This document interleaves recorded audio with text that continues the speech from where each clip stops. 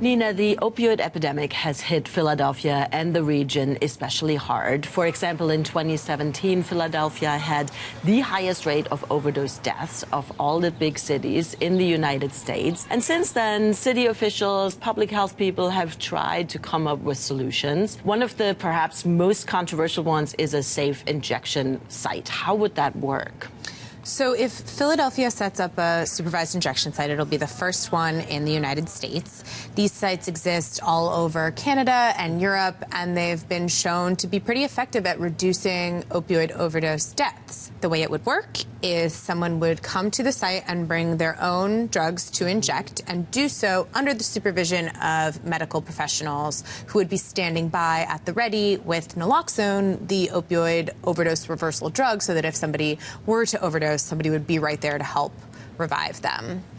And there has been a lot of pushback against this site, in part from the neighbors in the area where the site is most likely to be located. People say they don't want it there. They don't want any, what they say would bring increased drug traffic to the area. But there's also been pushback from higher places, so to speak. That's right. So last February, the federal government, the Trump administration, filed a lawsuit to try to prevent this space from opening in federal court.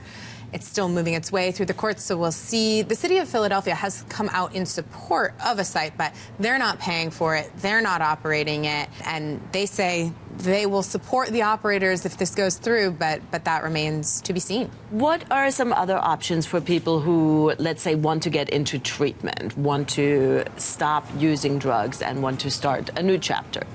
Yeah, so the city has been pushing a drug over any other. It's a treatment drug called buprenorphine, and it's a form of medication-assisted treatment. A lot of people might have heard of methadone. That's been around for a while, and buprenorphine is similar in that it's a low-grade opioid. It staves off withdrawal symptoms and stems cravings, but unlike methadone, you don't have to go to a clinic to get it every single day.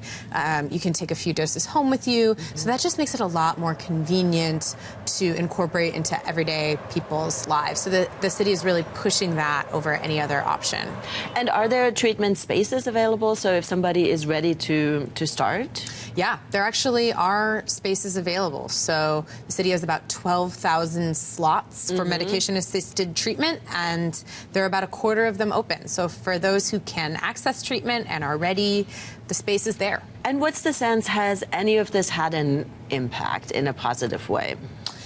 It sort of depends how you measure. 2017 was the most deadly year we've seen, and the overdose deaths have gone down since then. I think it's important to note that that might not necessarily be because fewer people are using opioids or even fewer people are overdosing.